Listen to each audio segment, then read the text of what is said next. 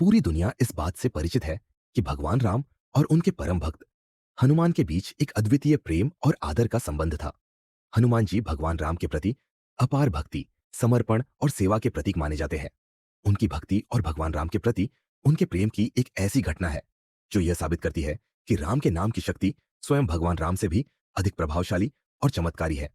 अयोध्या के राज दरबार में एक बार महान ऋषियों की सभा आयोजित हुई। यह सभा भव्य और दिव्य थी, जिसमें नारद, वशिष्ठ, विश्वामित्र और अन्य महान आर्षि उपस्थित थे। सभा का उद्देश्य था कि भगवान राम की शक्ति और उनके नाम राम नाम की महिमा के बीच तुलना की जाए। विषय जितना गूढ़ था, उतना ही रोचक भी। भगवान हनुमान भी इस सभा में उपस्थित थे, लेकिन उन्होंने इस विषय पर अपनी कोई राय व्यक्त नहीं की। वे अपने आराध्य के प्रति असीम भक्ति के कारण मौन धारण किए रहे। आर्षि नारद, जो अपनी बुद्धिमानी और चतुराई के लिए प्रसिद्ध थे, ने यह दावा किया कि राम नाम भगवान राम से भी अधिक शक्तिशाली है। उन्होंने इस दावे को प्रमाणित करने का निर्णय लिया। सभा समाप्त होने के बाद नारद ऋषि हनुमान के पास गए और उन्हें एक सुझाव दिया। उन्होंने हनुमान से कहा कि वे सभी ऋषियों का सम्मान करें, लेकिन विश्वामित्र का नहीं, क्योंकि वे पहले राजा थे। नारद की यह सलाह एक चाल थी जो हनुमान की भक्ति और राम नाम की शक्ति को परखने के लिए दी गई थी। हनुमान ने नारद के कहने पर सभी ऋषियों को प्रणाम किया, लेकिन विश्वामित्र को प्रणाम नहीं किया। हालांकि विश्वामित्र ने इसे उस समय अधिक महत्व नहीं दिया। लेकिन नारद ने जाकर विश्वामित्र से कहा कि हनुमान ने उन्हें जानबूझकर अपमानित किया है। नारद की बात सुनकर विश्वामित्र क्रोधित हो गए। क्रोध में आकर विश्वामित्र भगवान राम के पास गए और हनुमान को दंडित करने की मांग की। विश्वामित्र भगवान राम के गुरु थे, इसलिए राम उनके आदेश को टाल नहीं सकते थे। भगवान राम ने हनुमान को दंडित करने का निर्णय लिया और उन्हें दंडित करने के लिए धनुष बाण उठाया। जब हनुमान को यह समाचार मिला कि भगवान राम स्वयं उन्हें दंड देने आ रहे हैं, तो वे असमंजस में पड़ गए। वे समझ नहीं पाए कि भगवान राम, जिनके प्रति वे पूर्ण निष्ठा रखते थे, उन्हें दंड क्यों देना चाहते हैं। इस समय नारद मुनि ने हनुमान को सांत्वना दी और उन्हें राम नाम का जाप करने की सलाह दी। हनुमान ने नारद मुनि की बात मानी और श्री राम जय जय राम का जाप करने लगे। जब भगवान राम हनुमान के पास आए और उन पर तीर चलाना शुरू किया, तो सभी तीर हनुमान को कोई नुकसान नहीं पहुंचा सके। एक के बाद एक तीर विफल हो गए। यह देखकर भगवान राम चकित रह गए। उन्होंने अपने सबसे शक्तिशाली ब्रह्मास्त्र का प्रयोग किया, लेकिन वह भी असफल हो गया। भगवान राम इस स्थिति को देखकर और भी अचंभित हो गए। वे सोचने लगे कि हनुमान पर विजय पाने का और कौन सा उपाय अपनाया जाए। इसी बीच नारद मुनि, जो पूरे घटनाक्रम को देख रहे थे, विश्वामित्र के पास गए और स्वीकार किया कि उन्होंने हनुमान को उकसाया था। नारद ने विश्वामित्र को बताया कि यह सब उन्होंने राम नाम की महिमा सिद्ध करने के लिए किया था। नारद की बात सुनकर विश्वामित्र का क्रोध शांत हो गया। उन्होंने भगवान राम से कहा कि युद्ध को समाप्त किया जाए। जब भगवान राम और हनुमान को नारद मुनि की चाल का पता चला, तो वे दोनों हंस पड़े और युद्ध समाप्त हो गया। इस प्रकार यह सिद्ध हो गया कि राम नाम की महिमा स्वयं भगवान राम की शक्ति से भी अधिक है। इस पूरी घटना ने यह स्पष्ट किया कि राम नाम केवल एक नाम नहीं, बल्कि एक अद्भुत शक्ति है जो भक्ति और विश्वास से चमत्कार कर सकती है। यह कथा भगवान राम और हनुमान के प्रेम और भक्ति के रिश्ते को और गहराई से दर्शाती है। यह दिखाती है कि भगवान राम अपने भक्तों की भक्ति को कितना महत्व देते हैं और राम नाम की शक्ति कितनी अद्भुत और अजेय है। राम नाम की महिमा केवल शब्दों तक सीमित नहीं है, बल्कि यह भक्त और भगवान के बीच के संबंध को भी प्रकट करती है। त्रेता युग की बात है। भगवान श्री राम का अयोध्या में राज्याभिषेक हो चुका था। लंका विजय और 14 वर्षों के वनवास के बाद राम और सीता के लौटने से अयोध्या में आनंद और उल्लास का वातावरण था। श्री राम ने अपने राज्य में सुख शांति स्थापित कर दी थी और उनके राज्याभिषेक के उपलक्ष्य में भव्य आयोजन किया गया। इस आयोजन में भगवान राम ने उन सभी भक्तों, मित्रों और सहयोगियों को सम्मानित करने का निश्चय किया, जिन्होंने उनके जीवन के कठिन समय में साथ दिया था। श्री राम ने अपने सेवकों और भक्तों को उपहार स्वरूप वस्त्र, गहने और अन्य मूल्यवान वस्तुएं भेंट की। हनुमान जी भी उस सभा में उपस्थित थे, लेकिन उनकी दृष्टि केवल भगवान राम और माता सीता पर टिकी हुई थी। उनके लिए इन उपहारों का कोई महत्व नहीं था। उनके लिए सबसे बड़ा सुख तो अपने प्रभु के चरणों की सेवा थी। सभा के दौरान सीता माता ने देखा कि हनुमान जी किसी भी प्रकार के उपहार की ओर ध्यान नहीं दे रहे हैं। उनका हृदय हनुमान जी के प्रति प्रेम और कृतज्ञता से भर गया। उन्होंने अपने पास रखी एक अनमोल मोतियों की माला उठाई। वह माला दुर्लभ मोतियों से बनी थी और देखने में बहुत सुंदर थी। सीता माता ने बड़े प्रेम से हनुमान जी को माला भेंट की और कहा, हनुमान, यह माला मेरी ओर से तुम्हारे लिए है, इसे स्वीकार करो। हनुमान जी ने सिर झुकाकर माला को विनम्रता से स्वीकार किया। उन्होंने माला को ध्यान से देखा और फिर एक एक मोती को तोड़ने लगे। दरबार में उपस्थित सभी लोग यह देखकर आश्चर्यचकित हो गए।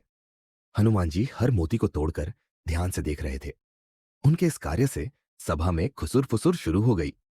किसी ने पूछा, हनुमान, तुम इतनी सुंदर और कीमती माला को क्यों तोड़ रहे हो? हनुमान जी ने बड़ी सरलता और मासूमियत से उत्तर दिया, मैं देख रहा हूं कि इन मोतियों में मेरे प्रभु राम और माता सीता हैं या नहीं। यदि ये उनके बिना है तो मेरे लिए इनका कोई मूल्य नहीं है। यह सुनकर सभा में कई लोग हंस पड़े। किसी ने व्यंग्य किया, हनुमान, क्या सच में राम और सीता हर चीज में हो सकते हैं? और यदि वे तुम्हारे हृदय में हैं तो हमें प्रमाण दो। हनुमान जी ने उन व्यंग्य भरे शब्दों को बहुत शांत भाव से सुना। उन्होंने अपने प्रभु के नाम को स्मरण किया और कहा, यदि राम और सीता मेरे हृदय में नहीं है तो मेरा जीवन व्यर्थ है।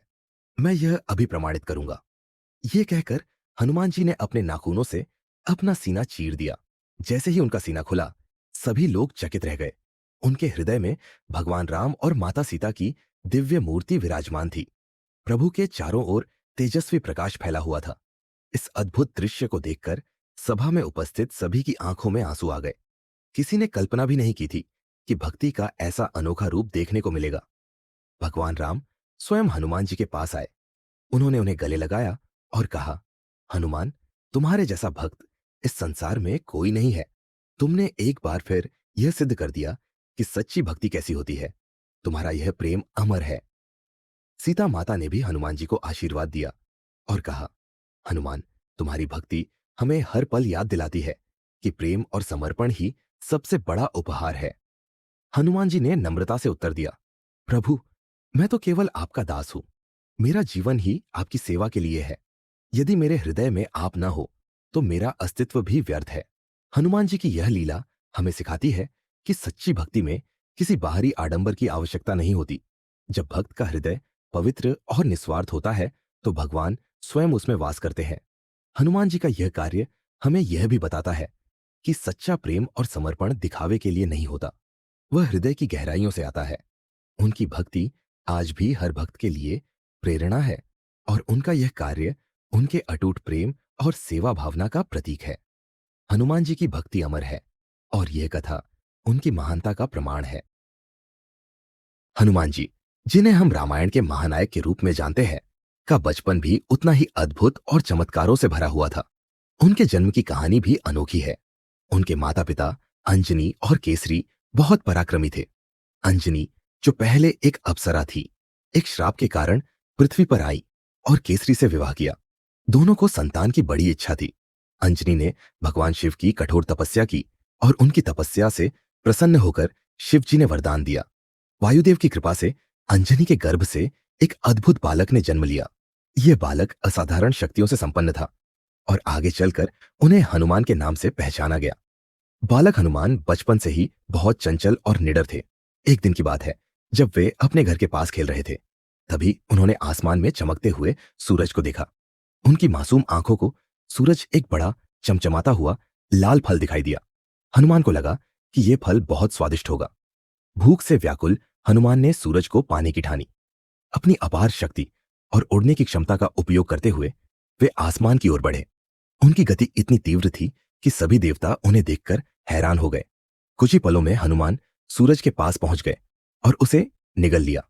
जैसे ही सूरज उनके पेट में गया, पूरे संसार में अंधकार छा गया। दिन और रात का भेद मिट गया और पृथ्वी पर जीवन संकट में आ गया। यह स्थिति देखकर देवताओं और ऋषियों में खलबली मच गई। सभी ने भगवान इंद्र से सहायता मांगी। इंद्र ने अपनी शक्ति का प्रयोग करते हुए वज्र से हनुमान पर प्रहार किया। वज्र का प्रहार हनुमान के गाल पर हुआ, जिससे वे बेहोश होकर धरती पर गिर पड़े। हनुमान के इस हाल को देखकर वायुदेव, जो उनके संरक्षक भी थे, बहुत क्रोधित हो गए। उन्होंने अपनी शक्तियों का उपयोग कर पृथ्वी पर वायु का प्रवाह रोक दिया। वायु रुकने से सभी जीव जंतु परेशान होने लगे। उनकी यह स्थिति देखकर ब्रह्मा जी और अन्य देवता वायुदेव के पास पहुंचे। देवताओं ने वायुदेव से माफी मांगी और हनुमान को होश में लाया। जब हनुमान को होश आया तो देवताओं ने उनके बाल सुलभ कृत्य को समझते हुए उन्हें क्षमा कर दिया और उनकी बहादुरी और अद्भुत शक्ति से प्रभावित होकर उन्हें अनेक वरदान दिए। सभी देवता एक एक कर उनके पास आए और अपनी शक्तियों से उन्हें और अधिक शक्तिशाली और अद्वितीय बना दिया। सबसे पहले सृष्टि के रचयिता ब्रह्मा जी ने उन्हें अमरता का आशीर्वाद दिया। उन्होंने कहा, हे बालक, तुम अमर रहोगे। कोई भी शस्त्र, अस्त्र या जादू तुम्हें क्षति नहीं पहुंचा सकेगा। तुम ब्रह्मांड में अद्वितीय शक्ति और साहस के प्रतीक बनोगे। ब्रह्मा जी ने यह भी आशीर्वाद दिया कि हनुमान को किसी भी प्रकार का श्राप प्रभावित नहीं करेगा। इंद्र, जिन्होंने वज्र से प्रहार किया था, ने अपनी गलती स्वीकार की और हनुमान को एक अनोखा वरदान दिया। उन्होंने कहा, मेरे वज्र के प्रहार से तुम्हारे गाल पर जो निशान बना है वह तुम्हारी पहचान और गौरव का प्रतीक होगा। यह दुनिया को हमेशा तुम्हारी साहस और शक्ति की कहानी सुनाएगा।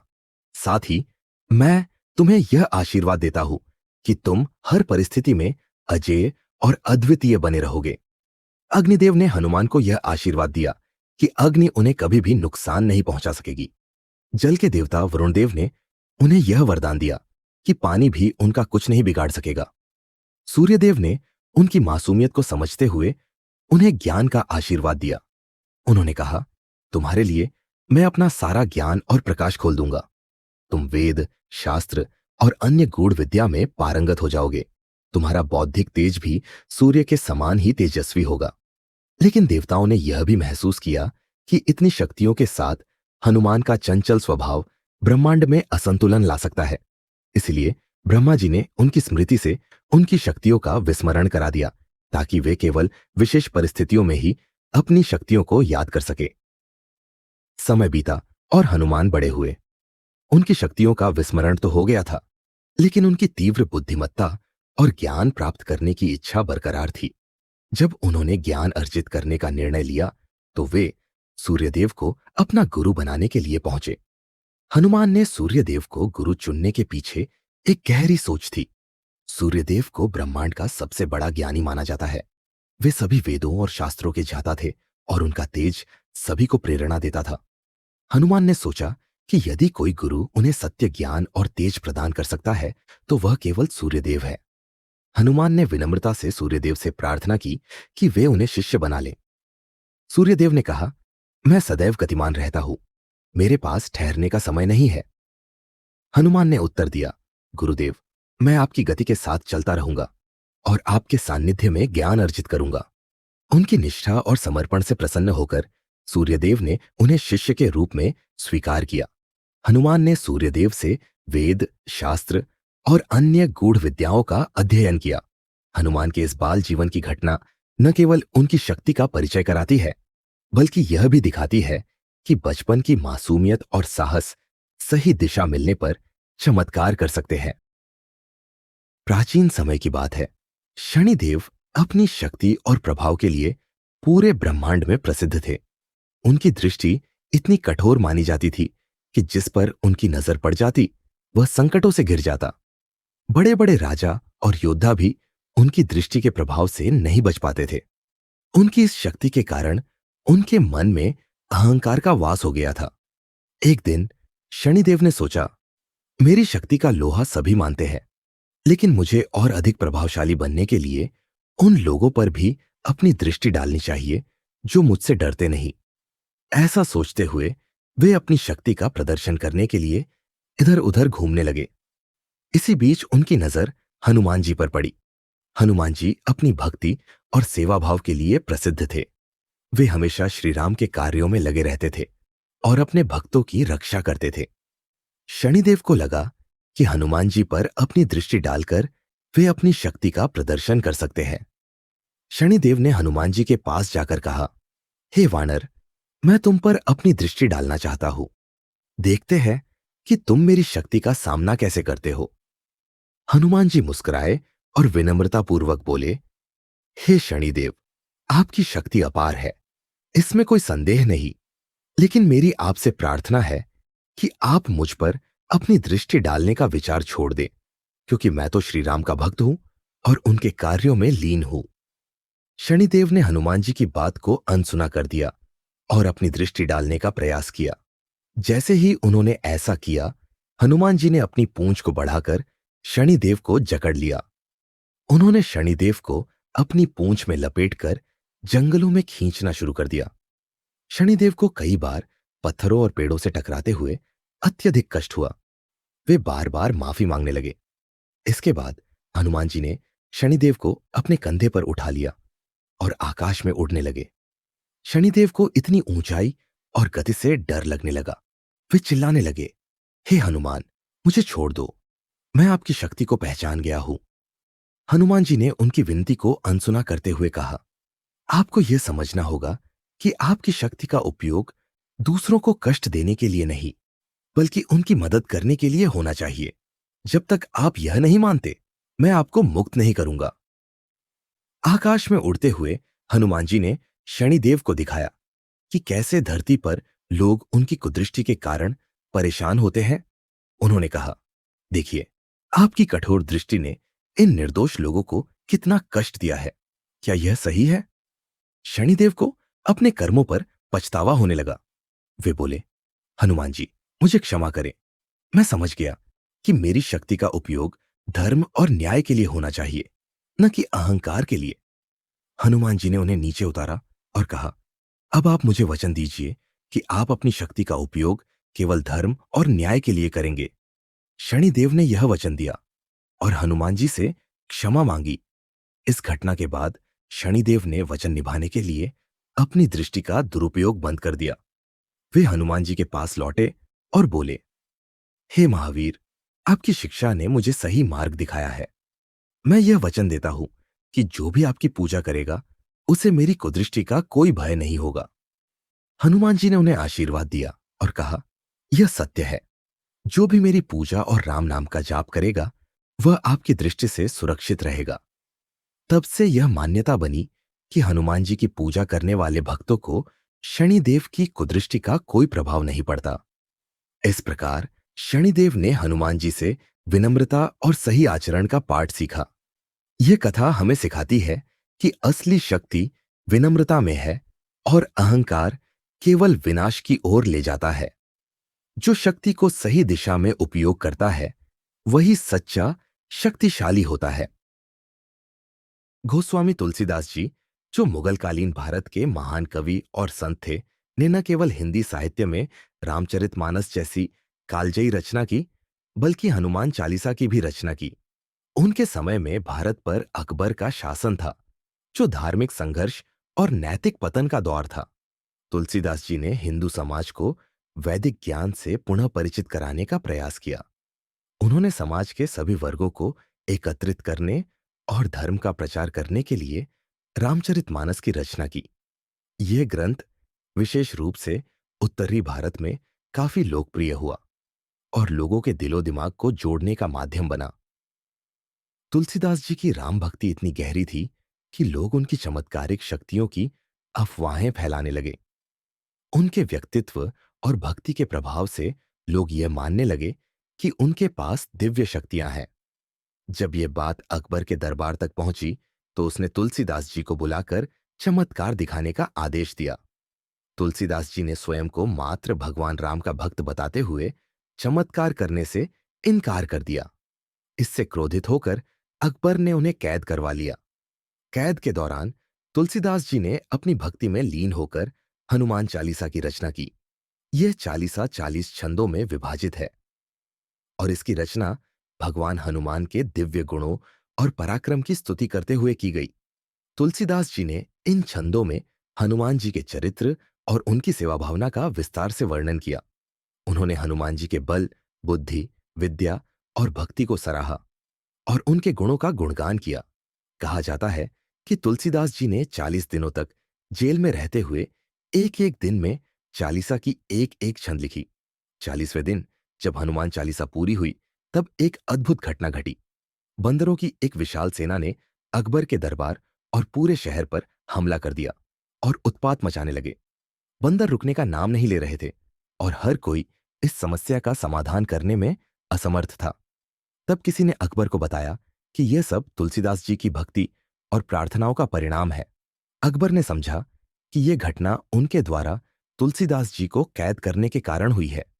फिर वह तुरंत जेल गया और तुलसीदास जी से अपनी गलती के लिए क्षमा मांगी। इसके बाद हनुमान जी की कृपा से बंदरों का उत्पात रुक गया और वे वहां से चले गए। तुलसीदास जी की भक्ति और हनुमान चालीसा की शक्ति ने कलयुग में भी असंख्य लोगों को प्रेरित किया है। हनुमान चालीसा को एक शक्तिशाली आध्यात्मिक साधन माना गया, जिससे मानसिक शांति और ईश्वरीय कृपा प्राप्त होती है। सनातन धर्म से जुड़ी और भी पौराणिक कथाओं को जानने के लिए, साथ ही हमारा उत्साह बढ़ाने के लिए इस वीडियो को लाइक करें और हमारे चैनल द सनातन स्टोरीज को सब्सक्राइब जरूर करें।